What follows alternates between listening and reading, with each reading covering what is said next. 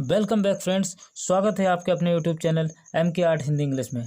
और आज की वीडियो बहुत ही ज़्यादा इंटरेस्टिंग होने वाली है। इस वीडियो में जिनको इंग्लिश पढ़नी नहीं आती उनके लिए वीडियो बहुत खास है। एक एक वर्ड आपको पढ़ना सिखाया जाएगा, साथ में जो पढ़ लेते हैं और उसका मीनिंग नहीं निकाल पाते हैं उनके लिए भी ये वीडियो बहुत खास है। यदि आप वीडियो अंत तक देख लेते हैं तो 30 से 40 नए वर्ड आप सीख जाएंगे। चलिए कहानी को शुरू करते हैं बिना किसी देरी के। आज का हमारा शीर्षक है unity is strength.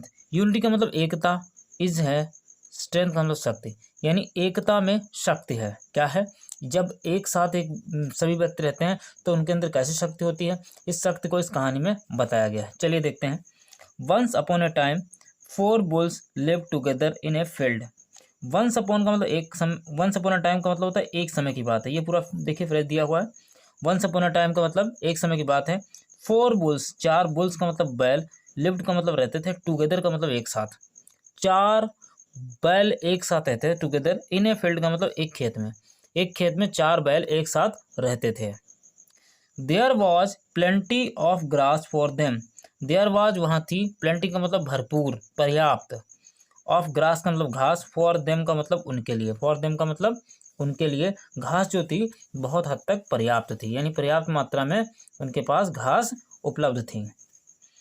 The bulls were so strong that even the lion could not dare to fight them.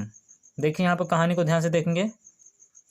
The bulls यानी जो बैल थे, वर माने थे, सो स्ट्रॉन्ग बहुत ज़्यादा मजबूत थे, दैट माने कि इवन का मतलब यद्यप, द लॉयन यानी जो शेर होता है, कुड नॉट का मतलब नहीं सकता था, डेयर माने हिम्मत करना, डेयर का मतलब हिम्मत करना था, टू फाइट का मतलब लड़ने के लिए, देम माने उनसे, यानी उस शेर की हिम्मत नहीं होती थी कि उन बैलों से लड़े, या उनकी हिम्मत इतनी नहीं थी, यानी शेर की इतनी हिम्मत नहीं थी। If he were to fight one he would have to fight all of the 4। If माने यदि, ही वर टू फाइट यदि वो किसी एक से लड़ता, यानी फाइट वन का मतलब होता है एक से लड़ना, फाइट वन का मतलब एक से लड़ना, ही वुड उसे करना होगा, हैव टू फाइट का मतलब लड़ना होगा, ऑल ऑफ द 4 का मतलब चारों से, यानी एक से जो कोई अगर लड़ेगा तो उसे चारों से लड़ना होगा, यानी चारों बैल जो थे वो एक साथ रहते थे, यानी एकता के साथ रहते थे। यूनिटी इज स्ट्रेंथ, यानी एकता में बल है। चलिए आगे कहानी देखते हैं। कहानी आगे देखिए। देन माने तब, the lion thought of a plan to kill the bulls, यानी देन माने तब, द लॉयन शेर ने, थॉट माने सोचा या विचार किया, ऑफ ए प्लान एक योजना बनाई। प्लान का मतलब क्या होता है? योजना बनाना। एक योजना बनाई, टू किल माने मारने के लिए, द बुल्स माने बैलों को, यानी बैलों को मारने के लिए उसने एक योजना बनाई। First he went to the one bull. First का मतलब पहले, ही माने वह, वेंट माने गया, टू द वन मतलब एक के पास, बुल मतलब बैल के पास, यानी एक बैल के पास गया, एंड माने और, सेड माने कहा, इन हर ईयर उसके कान में, यानी उसके कान में कहा, the other bulls get more grass than you do. The other का मतलब दूसरे, बुल्स का मतलब बैल जो हैं, गेट माने पाते हैं या उन्हें मिलता है, मोर माने अधिक, ग्रास का मतलब होता है घास, देन यू का मतलब तुमसे, डू माने जितना आपको मिलता है, यानी जितना आपको मिलता है उससे ज़्यादा तो वो खुद खा जाते हैं। You hardly get your share of grass. You hardly का मतलब, हार्डली का मतलब होता है मुश्किल से, गेट माने प्राप्त करते हो, योर माने अपना, शेयर का मतलब होता है हिस्सा, यानी तुम अपना हिस्सा बहुत मुश्किल से प्राप्त करते हो, ऑफ ग्रास का मतलब घास का, यानी घास का जो आपका हिस्सा है वो आपको बहुत मुश्किल से मिलता है। This is not right. This माने है, इज माने है, नॉट माने है, राइट का मतलब सही, ये सही नहीं है। फॉर योर माने तुम्हारे, फ्रेंड्स का मतलब मित्रों का, टू डू सो ऐसा करना, यानी ऐसा करना आपके मित्रों का अच्छा नहीं है। The lion bent round and spoke the same sentence in the year of each one of the 4 bulls. The lion वो शेर, बेंट माने गया, राउंड का मतलब चारों तरफ, यानी चारों जो बैल थे उनके पास गया एक एक करके, एंड स्पोक माने बोला, द सेम का मतलब यही बिल्कुल जो ऊपर बोला, यानी आपको हार्डली मुश्किल से आपको आपका शेयर मिलता है, यही बात उसने सबके कानों में एक एक करके बताई, यानी same sentence, in the year का मतलब कानों में, ऑफ ईच का मतलब प्रत्येक, ऑफ दी बुल 4 बुल्स का मतलब चारों बैल जो चारों बैल थे उनके अलग अलग कानों में जाकर के सेम सेंटेंस बोला कि आपको हार्डली खाना मिलता है, आपके दोस्त आपको मुश्किल से आपका शेयर यानी हिस्सा देते हैं। चलिए आगे कहानी देखते हैं। Now the bulls no longer trusted one another. Now माने अब, द बुल्स माने जो बैल थे, नो लॉन्गर का मतलब आगे से, ट्रस्ट का मतलब विश्वास नहीं कर रहे थे, वन अनदर का मतलब एक दूसरे पर, यानी एक दूसरे पर जो उनका विश्वास था वो टूट गया। They know longer remained together. They know माने वे नहीं, लॉन्गर का मतलब लंबे समय तक, रिमेंड मतलब का मतलब होता है रहना, यानी रिमेंड का मतलब एक पोजीशन में रहना, टुगेदर का मतलब एक साथ, यानी अब एक साथ वो नहीं रहते हैं, यानी कहने का मतलब बैल जो थे वो अलग अलग हो गए। Each of them went away in order to get more grass.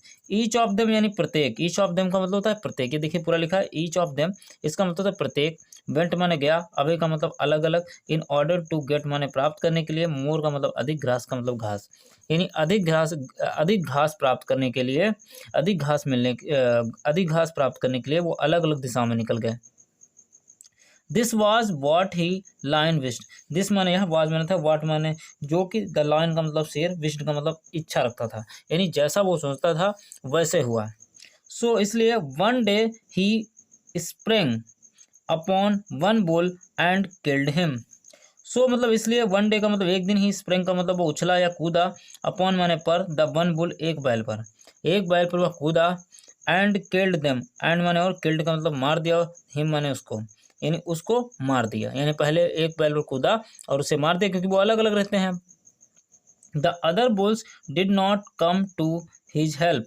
The other bulls जो दूसरे बैल थे, डिड नॉट का मतलब नहीं, कि कम माने आए, यानी वो वहाँ नहीं आए, टू हिज माने उसकी, हेल्प का मतलब मदद करने के लिए, यानी जो बैल था उसकी मदद करने के लिए वहाँ दूसरे जो बैल थे वो नहीं आए, कहने का मतलब वो अलग अलग थे। Next week the lion sprang upon another bull and killed him too. Next week अगले सप्ताह, द लायन जो शेर था, स्प्रिंग का मतलब उछला या कूदा, अपॉन माने पर, अनदर का मतलब दूसरे, बुल का मतलब बैल पर, यानी दूसरे बैल पर कूदा, एंड माने और, किल्ड का मतलब मार दिया, हिम माने उसको, टू का मतलब भी, यानी दूसरे बैल पर कूदा और उसको भी उसने मार दिया। The next two bulls did not come to help their friend. The next का मतलब दूसरे, द अदर टू यानी जो दूसरे जो दो थे, बुल्स माने बैल, डिड नॉट का मतलब नहीं, कम माने आए, टू हेल्प माने मतलब मदद करने के लिए, देयर फ्रेंड का मतलब अपने दोस्त की, यानी अपने दोस्त की मदद करने के लिए वो नहीं आए। नेक्स्ट वीक अगले सप्ताह, the lion spring upon the third bull and killed him too. The next week अगले सप्ताह, द लायन जो शेर था, स्प्रिंग का मतलब कूदा, अपॉन माने पर, द थर्ड बुल यानी तीसरे बैल पर, तीसरे बैल पर कूदा, एंड माने और, किल्ड माने मार दिया, हिम माने उसको, टू का मतलब भी, यानी तीसरे बैल को भी उसने मार दिया। After a few days he spring upon the last bull and killed him.